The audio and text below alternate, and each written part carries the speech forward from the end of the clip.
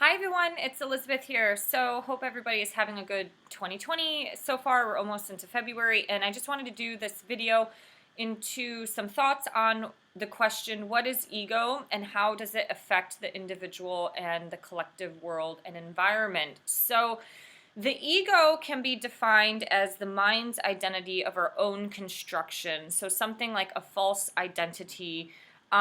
It is the rational part of our personality, the rational part of our mind, and the ego is shaped through our life experiences, societal influences, and our personal beliefs, whether that is a belief system or having kind of like a moral compass slash religious spiritual upbringing. The ego is one of the things that is most widely argued about in the spiritual community because you do have people that talk about how it is important to destroy the ego, and then you have other philosophers and people in the spiritual communities who believe that actually some parts of the ego is really healthy and you don't want to destroy the ego. So here's what we probably want to do. We probably want to shed the ego and become more humble in our actions through the growth of ourselves, personally, but also spiritually, and developing a relationship with God. A lot of the ego um, ends up destroying ourselves, not only individually, like self-destruction, but also collectively in a world environment. So if you've looked at human history, things like war and I think of something like communism, where it's a control mechanism, something like the Stalin grain drain, things like forced famine, anything that's artificial, that is not the natural flow. Things like migration is a natural flow of life. Humans have always migrated through the planet, but there are socially engineered, constructed forms of artificial migration to destroy communities or societies or countries and things like that. One of those things would just be raids from the Vikings and what they did in the United Kingdom throughout history, and how they, kind of conquered and slaughtered, raped, pillaged, plundered a bunch of communities and ended up having some form of their own community established in the UK. That's a little bit different than somebody who, is born in a poor community and somehow ends up in America to study medicine and becomes like a great doctor. Like, a lot of those things are part of God's plan and work, humbling the soul to kind of come from, say, a poor environment and become a prosperous human in this life. So a lot of people who do believe in co-creating with God say the ego means edging God out. So because we are entering a more rational and logical society, things are shifting and changing. So some things like the Bible that was written, 2 to 3,000 years ago, or a lot of these ancient texts, a lot of these texts contain such valid and vast and in-depth information that we humans need. But it's a little bit difficult to some degree because we are entering a new age, that is a little bit more logical and rational, but it's also, our society is set up a little bit differently. So I don't know if we're at a point in society where we have to start tweaking these things. I don't know if it's cherry picking, like, I'm not so sure. But you do have various tools of ancient techniques like yoga and meditation that do help people shed their ego. In yoga, when I studied that, we talked about the two parts of the ego, which is the superior ego and the inferior ego. So the superior ego is more of that arrogance and that ignorance, thinking that you're better than everybody, thinking that you're smarter, you're wiser. You see a lot of this in the spiritual community, where you do have spiritual narcissists or spiritual leaders who become very egotistical because they think their way is the right way, or the one and only way, or their path and life experience was the one and only method of, how to shed and destroy this ego. But really they're acting in a more egotistical manner. You see this a lot in yoga when you look at like power yoga instructors, like people who have to flaunt around their physical flesh.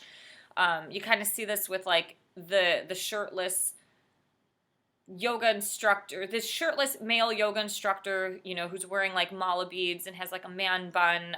And a lot of what they're talking about is how to be, this strong individual and being a tough person and all, or whatever, they talk about in the yoga class. But a lot of that comes from a very egoic sense. And that's a lot different as compared to when you do see more, let's say, yoga instructors like in Kundalini, or people like Yogi Bhajan, or just really ancient yogis in general, which preached a lot more of that humbling experience to get rid of the yama and the niyamas.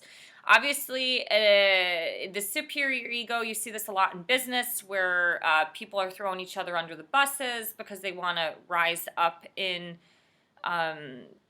at their job or within their organization. And you do see a lot of unhealthy egos running around in the corporate business world. That's really not like a shocker. But it's people who think that they're better than everybody else, or the ego just wants to drive through with money. It has like a lack of empathy and things like that. It doesn't really want to build and create harmonious work environments or work cultures and things like that. Now, you have the inferior ego, which is the opposite of that, which is coming from a lot of that place of lack. So it comes from a place of lack of self-love.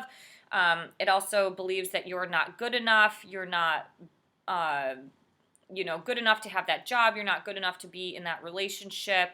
It definitely comes from a place of a more scarcity and lacking type of a mindset. What we're aiming for when we're talking about the ego is that you want to shed or release a lot of the unhealthy parts of the ego. Some part of your ego can help you navigate through this world or help you succeed. So, for example, if you are operating in the inferior ego and you believe you're not good enough to have a very nice, kind boyfriend, and you are stuck in abusive relationships that are physically or emotionally abusive, that inferior ego, thinking that you're not good enough to have like a normal, healthy relationship, will keep you stuck in something bad. But once you come to a place of empowerment and you start to shed and destroy, maybe not the word destroy, but you start to release that unhealthy part of that inferior ego, you tend to draw the line in the sand and say, you know what, I am good enough, I am worth this. The love that I have for myself is greater than this abuse, and you will exit that type of negative relationship. Now, the unhealthy part of the superior ego, if you're looking at like narcissists, psychopathy, sociopathy, the dark triad, those people that want to dominate and control and destroy others for the sake of themselves feeling better about themselves, the unshedding and the layering or unlayering or unveiling process of the superior ego tends to kind of build a little bit more empathy and just being a little bit more compassionate about and being aware about what their actions are doing to other people and how they're, affecting this ripple effect of people in their life, whether it's a relationship or at work, and on a larger scale. So a lot of what we see today in the world when it comes to war and focusing on all this money and power and control is a lot of the unhealthy superior ego that is in overdrive. So that is where a lot more of these kind of harmonious type of communities tend to be more attractive because they have a little bit more balance, and it's there's healthier parts of the ego that are in place. So I don't think we need to destroy the ego completely, but I do think it is finding that tipping point to where it can go in one of two directions. You can go into a negative mindset thinking that you're not worth anything good or healthy in life. That's part of a belief system, a negative belief system. And then there's the other end of the spectrum, or the pendulum swinging the other direction, which is that like you believe you're better than everybody, or God has only chosen you to do certain types of work. God chooses all of us to do something on this planet.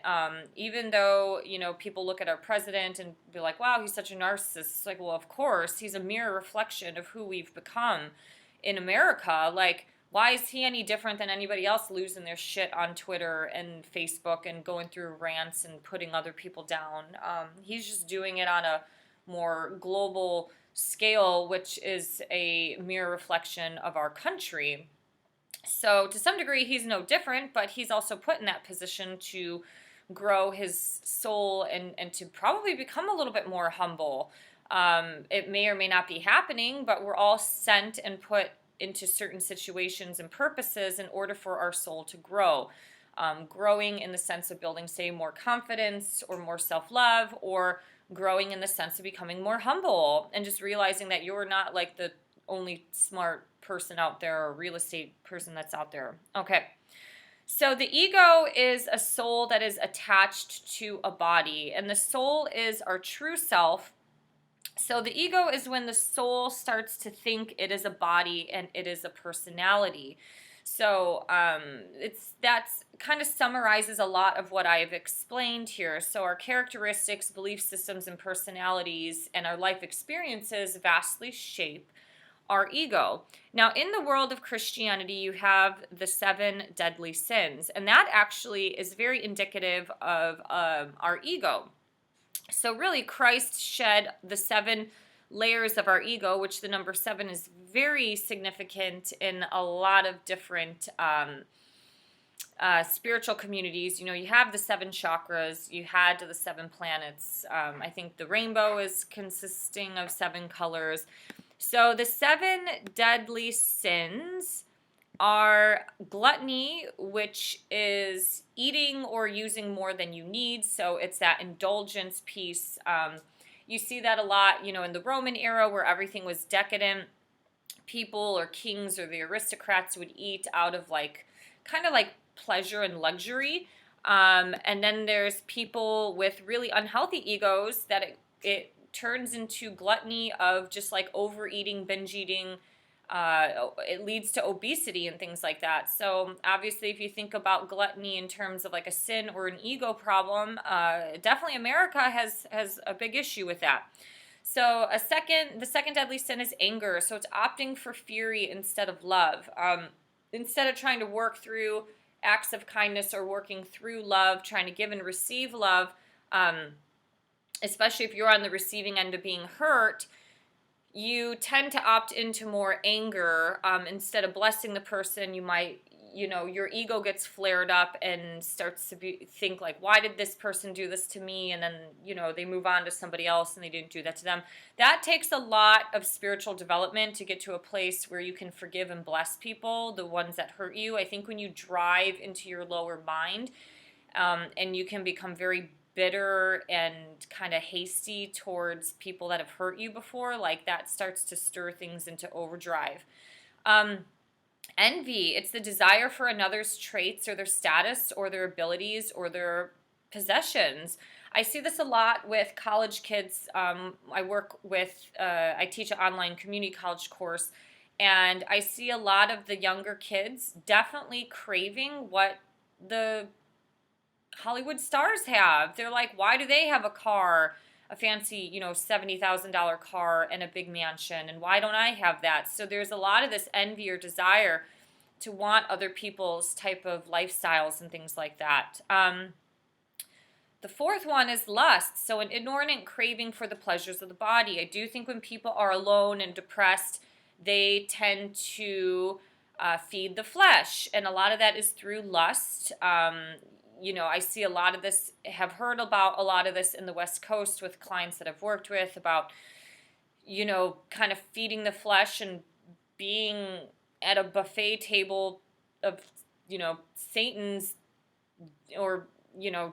doorway is like the buffet table for a lot of lust through things like sex parties and things like that, experimenting a little too far down the road. So instead of building a monogamous, intimate relationship with somebody, people can become very lusty. I know a lot of men who've gone through divorce say that they kind of, you know, screwed their emotions, so they had a spree of a lot of one-night stands and stuff like that. So you definitely, once I think you start to avoid a lot of that lusty stuff, you can become more attached to love and wanting to have a more pure relationship with somebody. So the fifth one is sloth. So the avoidance of spiritual or physical worth. So it's kind of like becoming lazy, basically. TV is a huge distraction for people today. So the TV and consumerism, especially in America, is so rampant that I believe that it is a distraction for physical and spiritual growth. The physical work is actually getting up and moving and doing something. We have to work out these days because we're no longer upright and moving and working on a farm or working in industries anymore. And so in that sense, we have to, physically exercise. But also, it's a distraction piece for the avoidance of spiritual growth, becoming more humble, shedding that ego, becoming more enlightened, working with God and building that relationship or whatever type of spiritual growth you want to do. Maybe it is trying to get out of your head and into your body, and you start to develop a yoga and meditation practice. The sixth one is pride. So the excessive belief in one's own abilities. Pride is greatly attached to ego and arrogance, to want to conquer and destroy other people or other businesses or, whatever. Pride is pretty much one of the biggest issues for, I think, a lot of people on an individual level, because we always want to succeed in life, but to what degree will you go, or to what length will you go to succeed in pride? And the seventh one is greed. So the desire for material wealth or gain and ignoring the spiritual world and growth and development. So basically, these 7 deadly sins in the Bible are very indicative of the 7 layers of the ego. One may or may not think of it like that. I think of it like that just because of studying yoga, and I've seen myself develop myself through the yamas and the niyamas, which talks a lot about releasing many of these things. In ancient yoga, it talks about abstinence and just having sex while you're married. That's very similar to what you would see in religion, especially in something like Christianity. And it also talks about, developing your relationship with God. You might have your own kind of ascended master like Jesus or Buddha or whatever like that, but, developing that relationship with the overall creator. So these things are separate. Like a lot of the yoga stuff is definitely separate from Christianity, but there's a lot of like intermingling that is very similar. And so even if you think this is BS, you can kind of look at something like the 7 deadly sins as shedding the 7 layers of your ego. I've done a lot of this work. I think some people are born with a better moral compass than others. That is definitely, a lot of that is developed through the way that the family was raised, but also the community and the society that you're in. So obviously, if you look at lower income, kind of more broken communities, you see more things like gangs are created from there versus more affluent, educated, loving communities. There tends to be a better sense of bonding and help and just a better moral compass in general with those type of communities. So these 7 deadly sins are just a part of our human nature. And so when you start to transcend the human nature and you can embody the more cosmic nature, you start to let go of these characteristics and personalities which are attached and a part of your ego.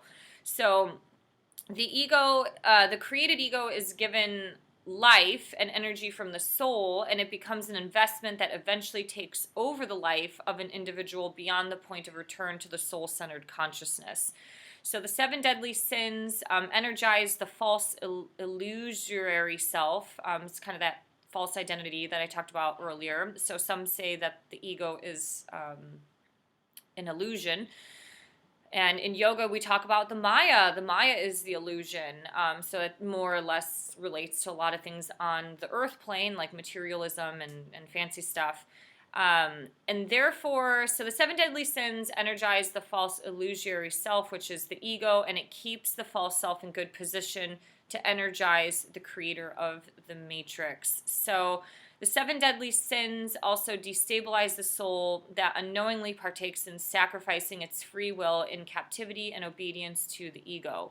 The ego only serves the matrix. We want to get out of that. So we want to get out of our head and into our body, tapping into understanding our masculine and feminine side, but also